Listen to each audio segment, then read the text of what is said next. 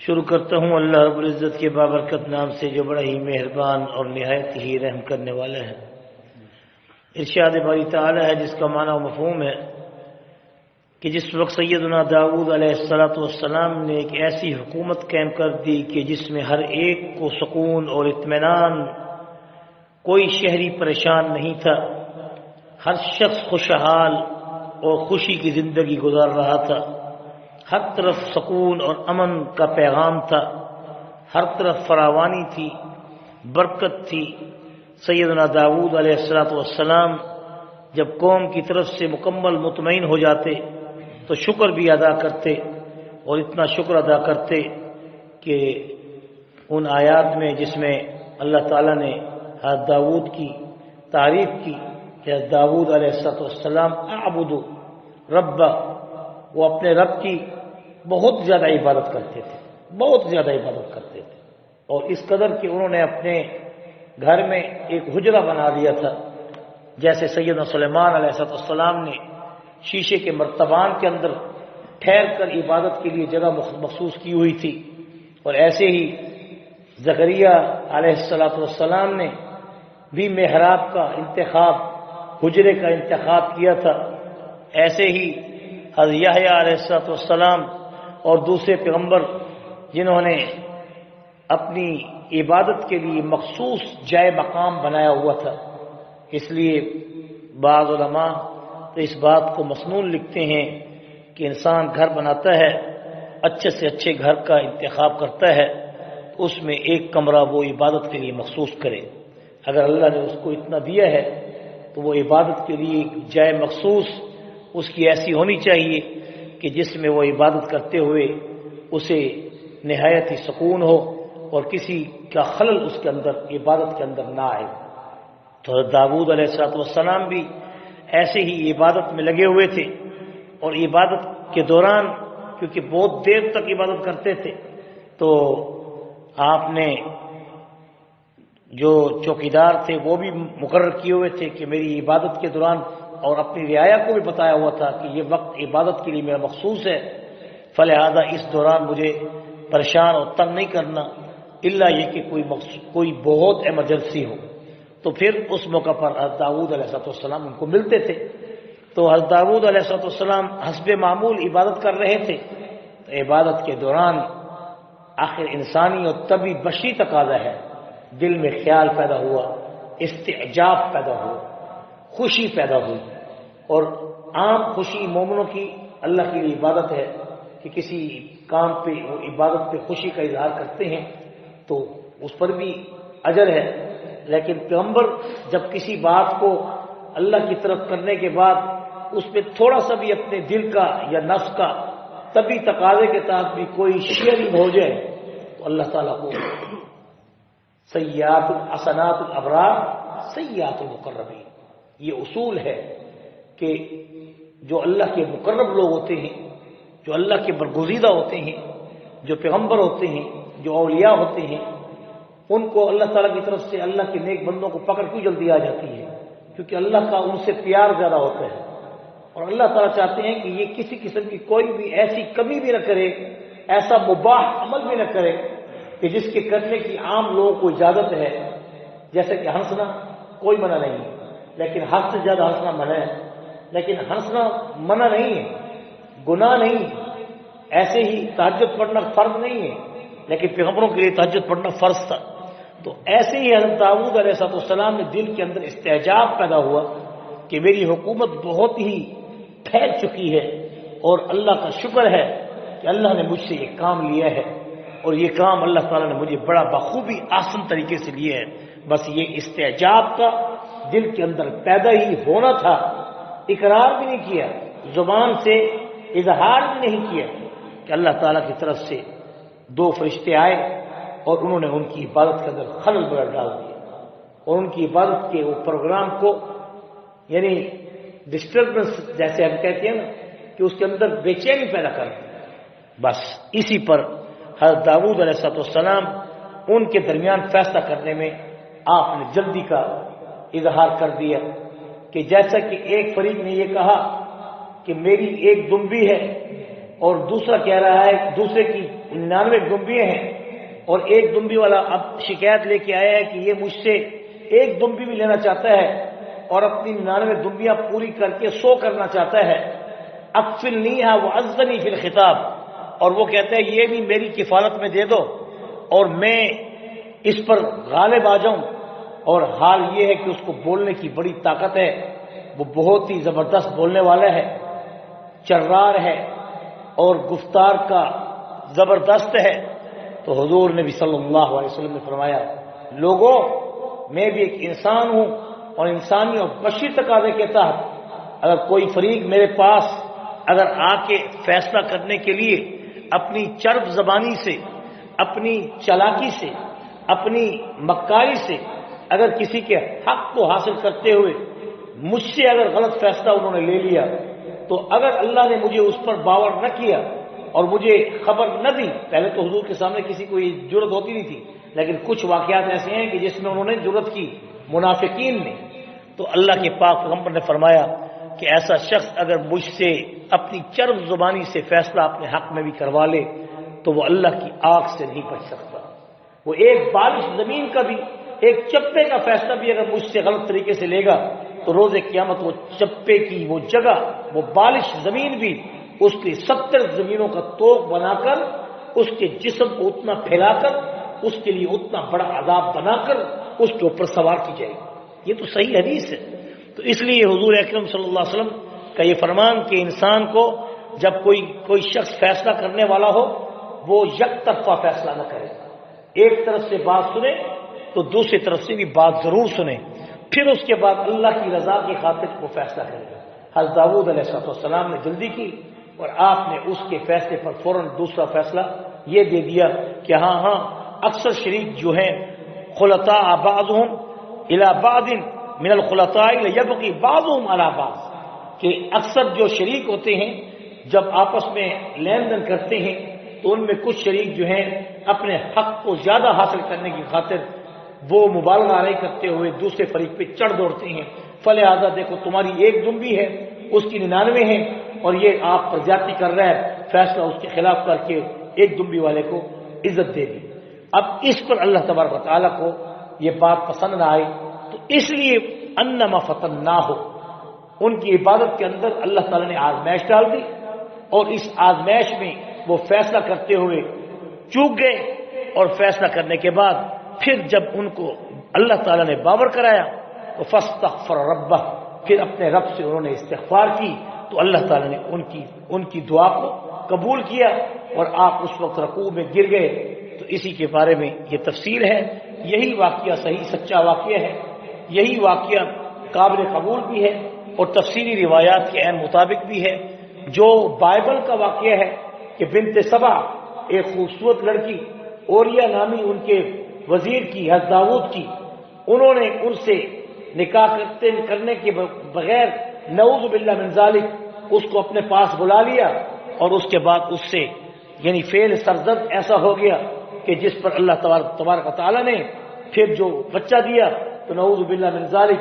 وہ بھی اپاہج تھا، ایک لوتھڑا تھا. پھر اس کے بعد حضرت داؤد علیہ السلام نعوذ باللہ من ذالک، یہ بات سراسر جھوٹ پر مبنی ہے اور حضور علیہ السلام نے اس واقعہ پر انکار کرتے ہوئے بائبل کے اس واقعہ کو جو تورات میں اس وقت انہوں نے من گھڑت اور انجیل میں انہوں نے من گھڑت بنا دیا تھا، آپ صلی اللہ علیہ وسلم نے روک دیا. حضرت علی مرتضیٰ رضی اللہ عنہ نے باقاعدہ یہ حکم جاری کیا کہ کوئی شخص سیدنا داؤد علیہ السلام کے بارے میں کوئی خطیب یا واعظ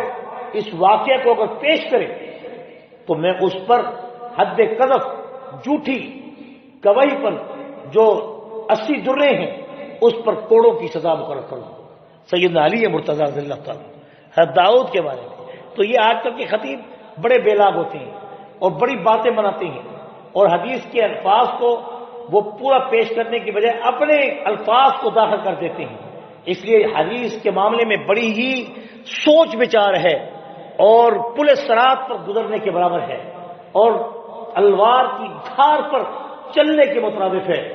کہ بے شک آپ کسی واقعے کو جتنا مبالغہ سے پیش کرتے ہیں کر دیتے ہیں، چلو ہو جایا کوئی بات نہیں، لیکن حضور علیہ السلام کے بارے میں کوئی صحیح بات بھی جب تک حضور سے ثابت نہ ہو اس وقت تک حضور کی طرف صلی اللہ علیہ وسلم کی طرف اضافت کرنے والا، اگر وہ حضور کی طرف اضافت نہیں ہے اور حضور علیہ السلام نے وہ بات نہیں کی تو پھر حضور کا یہ ارشاد وہ سن لے، من کذب علی متعمدا فلیتبوأ مقعدہ من النار، جو شخص مجھ پر جھوٹ باندھے اور مبالغہ نہیں کرتے ہوئے میری طرف کوئی واقعہ گھڑے، اگرچہ وہ واقعہ ظاہری اعتبار سے کوئی پیغمبر کی شان کے خلاف بھی نہ ہو اور وہ واقعہ حال میں کسی اور واقعے سے بھی مطابقت رکھتا ہو، مگر وہ واقعہ جو وہ پیش کر رہا ہے کسی حدیث سے ثابت نہیں، وہ جھوٹ باندھتا ہے، ایسا جھوٹ باندھنے والا اپنا ٹھکانہ جہنم میں بنائے۔ جیسے کہ آج کل عام یہ فیس بک پہ حدیثوں کے نام پہ نہ سند ہوتی ہے، بعض مرتبہ سند بھی دی جاتی ہے، اس کا حوالہ بھی دیا جاتا ہے، اور ہم اس کو پھر دیکھتے ہیں تو کہیں حدیث بخاری میں موجود ہی نہیں ہوتی۔ اللہ تعالیٰ معاف کرے، اس لیے کسی عام انسان کو جب تک اس حدیث، اس لیے حضور نے محدثین نے حدیث کا پیمانہ بتایا ہے کہ وہ حدیث جو عقل کے خلاف ہو، جو زمانہ حال کے خلاف ہو، جو معاملات انسانی کے خلاف ہو اور جس میں مبالغہ آ رہی ہو، خبردار اس کو روک دیں، جب تک کسی عالم مستند سے اس کی تصدیق نہ کریں اس وقت تک اس کو آگے شیئر نہ کریں، آگے بیان بھی مت کریں۔ اس طرح جیسے واقعات ہماری کتابوں کے اندر لکھ دیے گئے ہیں، اور افسوس ہے کہ کیونکہ لارڈ میکالے کے نظام تعلیم کو ہم نے رائج کیا ہوا ہے تو ہمیں کیا پتہ، ہمارے علماء کے پاس ان کی کتابیں آتی نہیں ہیں، وہ تصدیق کرتے نہیں ہیں۔ کوڑا پھینکنے والا واقعہ اگرچہ کوئی گستاخی نہیں ہے،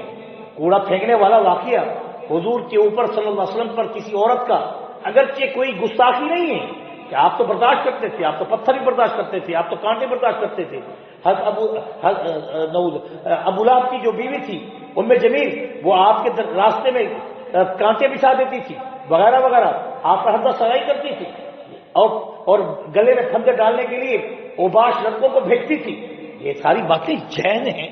لیکن یہ حدیث سے ثابت ہے، اور جو کوڑا کرکٹ پھینکنے والا واقعہ ہے وہ حدیث سے ثابت نہیں ہے۔ جب نہیں ہے، جیسے سور المؤمن شفا، ان کی حدیث نہیں ہے کہ مومن کا جوٹا پینا شفا ہے، یہ حدیث نہیں ہے، لیکن پینے سے منع نہیں کیا گیا کیونکہ کسی کی بیماری کسی کو لگتی نہیں ہے، لیکن متعدد مرضوں میں آپ نے اس کے برتن کو بھی استعمال کرنے سے منع فرمایا ہے۔ اس لیے آپ صلی اللہ علیہ وسلم نے سرائی کو استعمال کرنے سے منع فرمایا ہے کہ کسی کو کوئی حق نہیں کہ سرائی کا استعمال کرے، کہ سرائی کا پیندہ چھوٹا ہوتا ہے اور اس میں ہر شخص کے منہ کے لگنے سے کوئی جراثیم داخل ہو سکتا ہے۔ جب تک کھلا برتن نہ ہو اس وقت تک اس کو یعنی مشترکہ استعمال آپ کر سکتے ہیں۔ اگر چھوٹے برتن والا منہ ہے تو اس کو ایک ہی شخص استعمال کرے، اس لیے حضور نے سرائی کو منہ لگانے سے منع فرمایا ہے، بوتل کو منہ لگانے سے منع فرمایا ہے۔ اگر کسی کی اپنی پرسنل بوتل ہے تو الگ بات ہے، لیکن اگر کوئی شخص اپنی بوتل کو استعمال کر کے دوسرے کو دیتا ہے اس کو منع ہے،